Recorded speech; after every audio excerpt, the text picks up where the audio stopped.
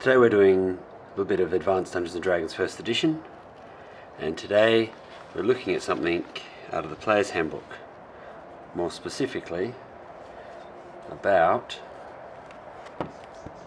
some charts that are quite contentious. From about here we'll be looking at some of these and going through this.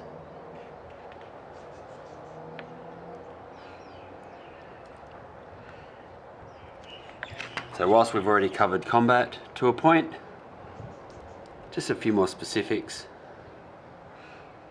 and we can go through what it is to be a weapon in Advanced Dungeons & Dragons First Edition. Alright, so let's get started.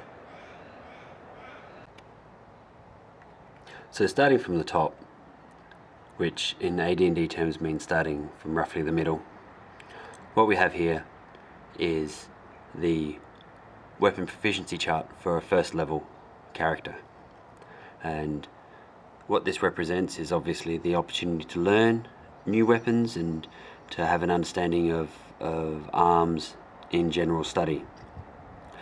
The added proficiency per level, that means that after a few levels you gain a second or an extra proficiency point. So the fighter, beginning with 4 at first level, upon reaching 4th level, gains an additional weapon proficiency. Paladin gets 1 at 4th, so he goes to 4 from there, and so on. So the important number in here is also that middle in the column in the middle, where you've got the non-proficiency penalty. So that's what you're penalised for using a weapon you're not proficient in. So this isn't just a weapon that you're not allowed to use, this is just a weapon that you're not proficient in. The weapons allowed are the weapons that you are allowed to be proficient in. So you, as a cleric, is allowed to be proficient in a handful of weapons, and a fighter can be proficient in any weapon. The magic user being proficient with dagger, dart and staff at first edition AD&D. And so at 7th level can gain proficiency at a second weapon, and at 13th level the third weapon. The use of any weapon that's not proficient is a -5 modifier. So this chart's relatively straightforward, but the big question that comes up here is the proficiency points. You have 4 for the fighter and 3 for the paladin, ranger and assassin. So if you're proficient in a sword, why aren't you proficient in all swords? The idea is that each sword has a slightly different way of being used, and it has a requirement of use. Some are thrusting, some are slashing, some are both. Some have got longer blades, have a longer weapon length, and a range, a sphere of control in effect. So they are used differently. Hand axes are different to battle axes, as hand axes can also be thrown, and so on. So that's just a mechanic of first edition to make sure that players aren't super powerful and they don't just say proficient sword and then are able to pick up any weapon along the way and use everything. They actually have to train and would practice. Now that non-proficiency of -2 for the fighter means at higher levels it doesn't really matter so much, because their to hit levels improve quite rapidly versus the other classes.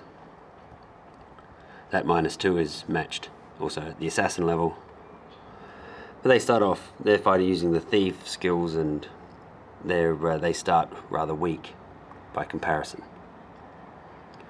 So the weapon proficiency chart just states how many weapons can be proficient in at first level and when the new proficiencies can be added. So the types of weapons chosen are entirely up to the player, and the player and the DM can work together to figure out whether there are any particular specialist weapons, not weapon specialization, but weapon specialist areas.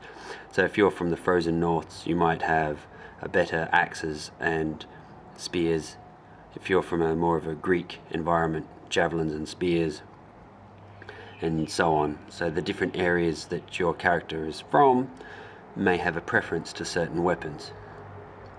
And that's part of the storytelling, and that's part of the background that the player and the DM come to an agreement with. If the player wanted to add a special weapon, something that's not in the actual lists, which is a rather comprehensive list, but still, it's not complete, then the DM will need to work out the specifics on that, which is extra work for the DM, but players don't care about that. So it really comes down to working with the DM to make something. So say the player decided, I wanted to have a weapon proficiency in the thrown weapon called a bowler. Well, then they have to work out what is similar, what it's like, and figure it out from there. As we're dealing in the 21st century, there are many charts and many added weapons and many different things that have been proposed and so on for all sorts of weapons. The stats can be added along the way, but everything's already quite complex. There's no point in making it more complex than you need to. So work with the DM and let the DM rule what needs to be added to be able to make the weapon that you need, if it's something that doesn't fit. And that's why sometimes you'll see as a description, such as down here, includes sabers, cutlasses, tulwars, etc., sickle swords, and that's for the scimitar. So use the scimitar stats for something like that. The player wants to be a pirate and use sabers, go for it. Or a cutlass, go for it. Or if the player wants to have a gladius from Roman times, that's a short sword, go for it. The blade is between X and X, and so on. Long swords and broadswords are also very big categories for weapons, and there are a lot of different blades that fit in those areas. So if the weapon can fit inside an existing, use that. Otherwise, the DM will need to work something out. So that's pretty much being proficient in a weapon. It's a matter of just simply choosing the weapons that suit your character, or suit the background, or suit the party. You may specifically create a fighter that's a utility fighter. You might have a sword, you might have a blunt weapon, a missile weapon, and an anti-charge weapon, such as a spear or a polearm. So the next area to be looking through is what makes up the armor class. And we'll just be going through that in a few moments.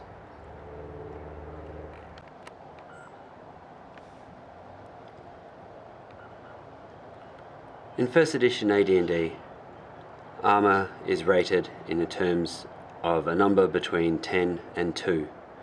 This number can be modified by a few other factors, such as dexterity and any magical protections that come along, but for the most part, armor sits between 10 and 2, and it's pretty comprehensive in what it covers. So if you're wearing no armor whatsoever, you've got an armor class of 10. That's the worst armor class rating that can be had, and you just have 10. If you have the worst dexterity, you still have an armor class of 10. That doesn't matter. If you have the best dexterity, then your armor class improves based on the dexterity modifier. So if you're a first level fighter, you're hitting armor class 10 on a 10 plus. So this means that on a roll of 1 through 9, that's considered a miss. And then at 10, there's a hit. If you have 18 dexterity and armor class 10, then your armor class is improved. As it gets lower, it's improved. The armor class is improved to an armor class of 6, meaning the first level fighter needs to roll a 14 or higher to hit armor class 6. And therefore those 4 points of difference, 10 to 13, is purely dexterity driven. So if the character rolling a 2 hit and needs to roll a 14, rolls a 12, then it's purely through the dexterity of the other character or the opponent that the miss has occurred, or the ability to strike. Not everything is related to an actual strike and hit scenario. The idea of damage being caused is a mixture of different factors, and that's a whole swirling melee of combat over a minute type scenario. That's a conversation for another day. But if we just keep it to what we've got here. So armor class 10, you're wearing no armor. Armor class 9 is a shield only. A shield automatically provides a factor of 1 benefit, which equates to a 5% defense. So the type of shield will also determine how many people that it defends against. So if you have a small shield, you can only be in single combat against an opponent to gain that bonus. Otherwise, the first person that attacks has an armor class of 9 to hit, and the other 2 or 3 or 4 people attacking attack at armor class 10 versus armor class 10. And this is where you have to look at maps and work out how you're going to manage your tactics. If you've got two fighters with large shields, they can counter up to 3 attacks. If they angle themselves correctly, they can still defend against all the attackers quite comfortably and keep everybody at bay within the various rooms and so on. So it's handy to have some of these tactics for combat already pre-worked out with the players, so that way you can just get into defensive positions. So this is the list of all the different types of armor, and this goes to all the armor class ratings. So this is called the base armor class. So if you pick up a set of chainmail with no shield, just straight up chainmail, you have a base armor class of 5. That's the armor class that it starts at. Then all modifiers go on top of that. So if you've got a dexterity of 18, you now have an armor class of 1, but you still got chainmail as your base armor class, even though you've got an armor class of 1. And then you've got a ring of protection plus 3, you now have a negative armor class, which seriously improves your chances to being hit, or sometimes even impossibility if it's low enough. But your base armor class is still 5, as it's still chainmail. What the DM has to work out, if the DM is going to be using weapon modifiers versus armor class bases, about monsters, how it all works. For most critters, 9s, 8s and 7s is about right, depending on how you think it equates to leather, padded and so on. A few scales, gnarly hides and such, which could take it to 7. So even though an elephant may have an armor class of something considerably low, it might still have an armor class base of 8, 7 or even 6.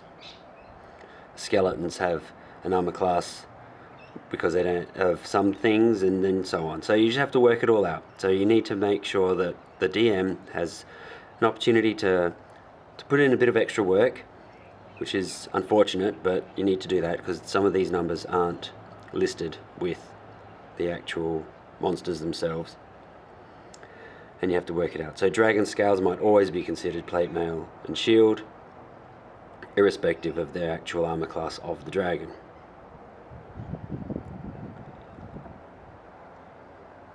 So that's the chart there. So you have to remember that a small shield counts against only a single attack, the first attack. A normal shield or medium shield counts against 2, or the first 2 attacks, and a large shield is up against 3. So as you gain an improvement in armor class, that number goes down. So your armor class is your armor class base minus magical adjustment. So if you have chainmail plus 1, your armor class effectively starts from, instead of 5, at 4. because of the +1 magic modifier. And if you have an dexterity of 17, then that's a -3, which takes it to the number, which takes it to an armor class of 1. But your base armor class is still 5. So you have your base armor minus your magical adjustment plus your defensive adjustment. And when you plus a negative number, it becomes negative. Yes, you have to learn a little bit of maths to be able to play Advanced Dungeons & Dragons First Edition. If you plus -4, 10 plus -4 is 6. There you go. And that's how that works. So we've got an idea of how armor class is generated. We have an idea of how many weapons we can be proficient in. And we don't need to really cover too much of the damage types, because that's all pretty straightforward.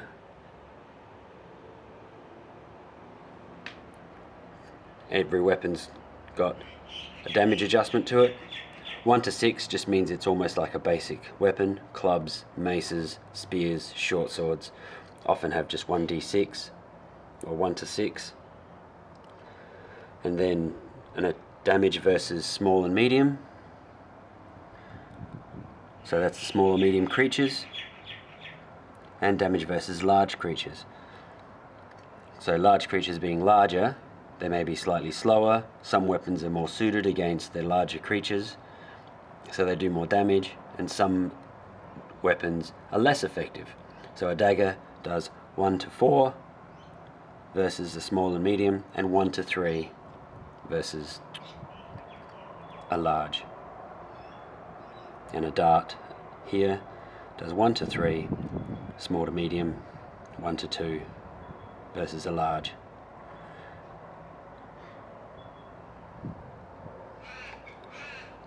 So using damage of small and medium versus large creatures just means that, as an example, against an ogre, the two-handed sword may have an opportunity for a larger wind-up against the ogre, has a larger blade which allows it to impact with more force and have more of the actual blade hit.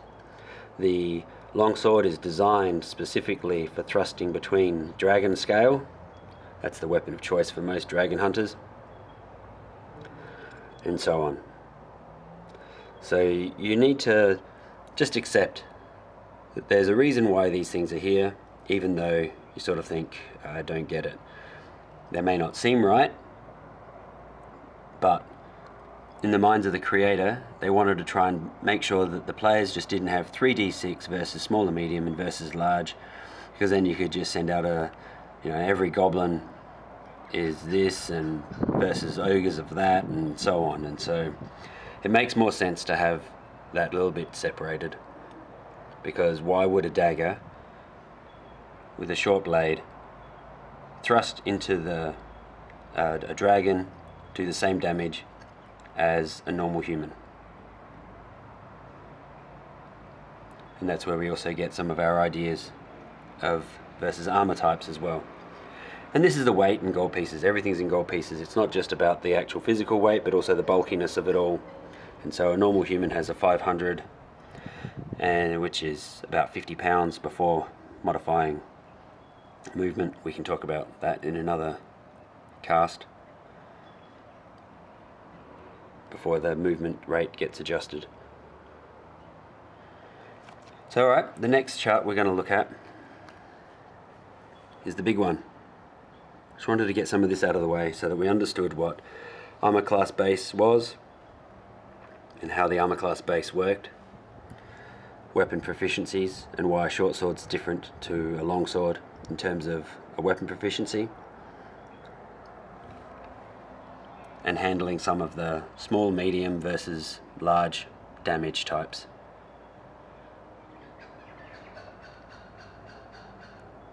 Alright, and we move forward. So for any DM wanting to look at this and try and attempt to use this chart,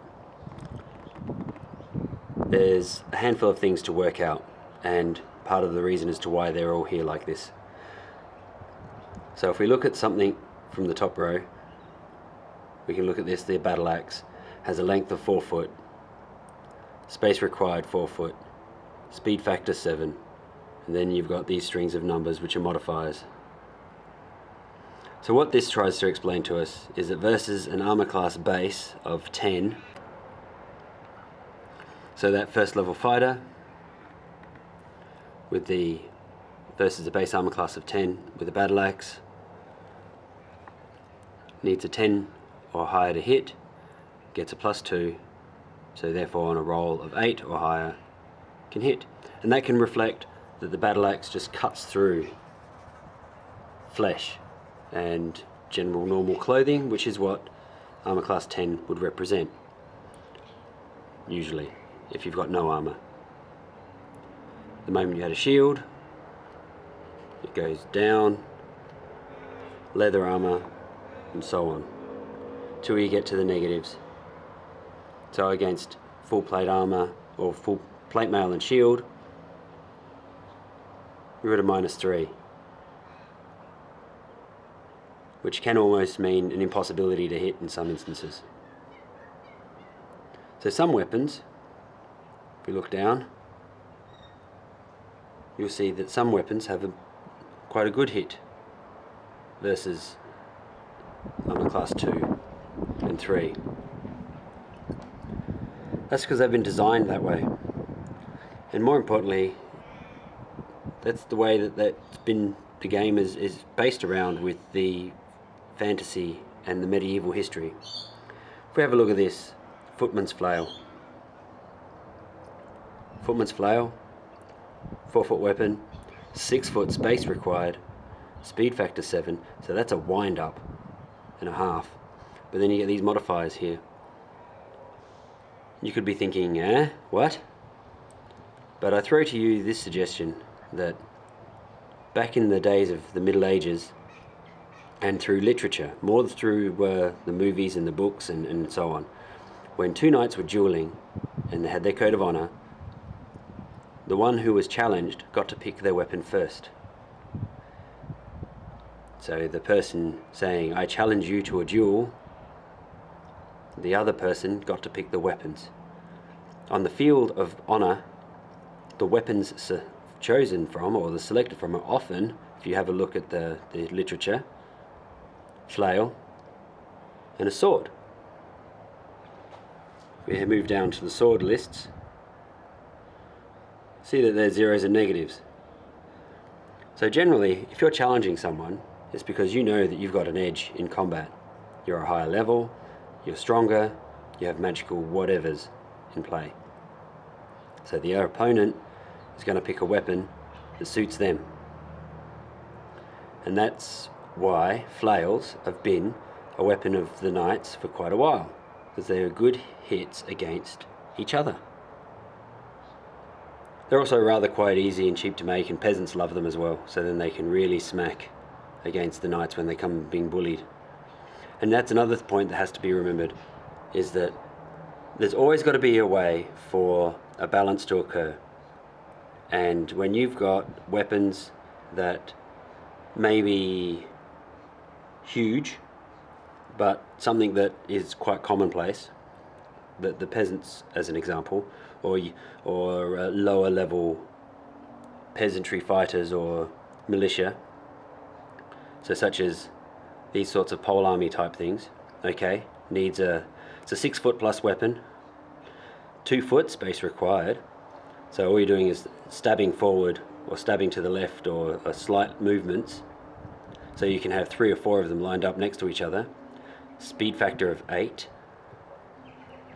and then they've got some reasonable modifiers against the weapons of knights and heavier soldiers and heavy infantry. So you can imagine a line filled with some of these pole arms, seriously threatening, heavily armoured, more experienced knights, because they're going to be challenging their shield skills. So if they've only got medium shields, or if they've got heavy shields but there's 4 attacking them at once, they're going to lose that shield bonus. And that's the whole shield bonus. That's not just, so if you've got a +3 shield, you're going to lose that whole shield bonus against the attacks. And so on. So that's the balancing factor. So when your player characters are at a point where they're marauding through the lands, tearing everything apart with nigh impunity, yeah, you just chuck a small army against them. It'll be a good battle. So the speed factors come into play, as we were saying during the other combat video, when initiative is tied. So 1 in 6 combat rounds, speed factor is an issue. So you'll see that there's quite a few 4 through 6, and they're generally good combat weapons. Most of the swords, some of the more military style weapons. Then you have a few that are speed factor of 1s. There's only one speed factor of 1 weapon, and that's the fist or open hand. We're looking at you, monk. But most are 2s and 3s. So the dagger is a 2. So if you attack using a dagger against a polearm, well, first of all, weapon length is important. So when they've got a 15-foot plus weapon length, there's a lot of instances where they go on first. Especially in charges, and that's why spears are good as an anti-charge, because they'll have solid weapon length, good space required, so you can have 2 or 3 guys lined up, 2 or 3 of the PCs. Speed factor is almost irrelevant, because if someone's charging, it's all about weapon length, and they get to do double damage when they get their first strike. So then we get to this area here, and the question is, why is this versus that better than that versus this? Well, let's look at the fist or open hand. Should a fist or open hand be as good against plate mail armor, full plate mail armor, helmet and shield, as it is against no armor at all? +4. +2 with, and essentially 8 is really leather. The most common armor type being 8 is leather armor. So that's quite often why 9 has a rather large disparity between 10 and 8, and 9 is 0. You just sort of think, what? But it's because that to get to 9 is no armor and shield. There's no other armor type that fits in that space. So that's purely the shield. And again, if you swarm somebody past the shield defensive capabilities, well, they lose that.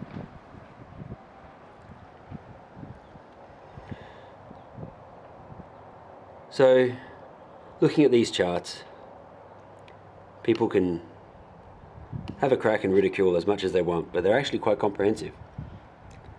And yeah, they get a bit funky. But if the player can help the DM and work out what armor class base they're attacking, they can automatically apply all of these modifiers. Take some of the heavy lifting away from the DM. So that way the DM can do what needs to be done and just run the story. So down here we have the missile weapons, which have the exact similar chart here, but they've got a slightly different one here, obviously, for range. Most thrown weapons are 1, 2 and 3. Then you have a rate of fire. So multiple attacks are handled in the way that multiple attacks are handled. And a heavy crossbow is it's 1 attack every 2 rounds.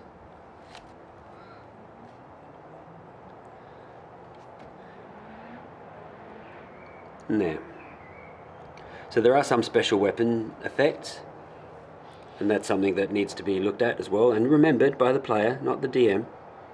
There is a weapon that can be used for disarming an opponent. If your opponent has weapons that can be disarmed, you can't just disarm a dragon's tooth or a dragon claw. But you've got here, capable of disarming an opponent with an attack versus armor class 8. So yep, they may have plate mail and shield, but if you attack versus armor class 8, so that's the spetum, so it's a -2 modifier here. So if they've got a longsword that's causing some wicked damage, and you want to disarm that, then you might be a 3rd level fighter with to hit armor class 0 roughly around 18. You got a -2 modifier there versus armor class 2, so you have to hit with 19s and 20s if my maths is correct.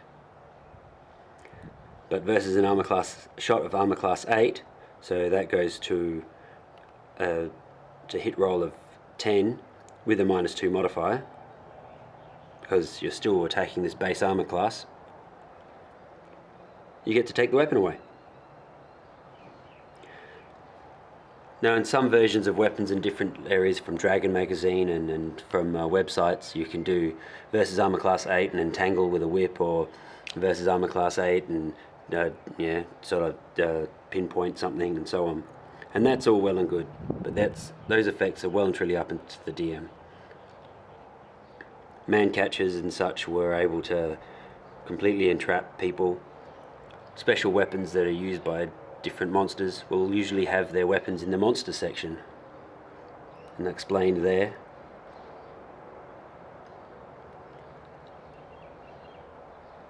So while we're talking about some of these things, it's worth mentioning clubs are always good to be proficient in. If you pick up a chair, it's a club. It's always good. You don't want to get that minus whatever modifier in a bar fight. So anyway, so hopefully this sort of helps a little bit. Obviously short, medium and long, -2 for medium, -5 for an additional -5 for long range. They're all in inches, so in a dungeon environment underground, 10, 20, 30 for a hand axe, or for most thrown. So that's general combat anyway. And then short bows and bows are almost always firing into short range with 70 feet and 50 feet, 60 feet at short range. So hopefully this covers a few things up.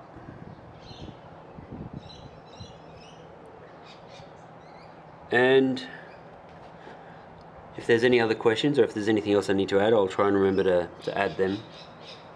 But I think that mostly covers this rather bizarre looking chart. Alright, so signing off folks, and have a good day.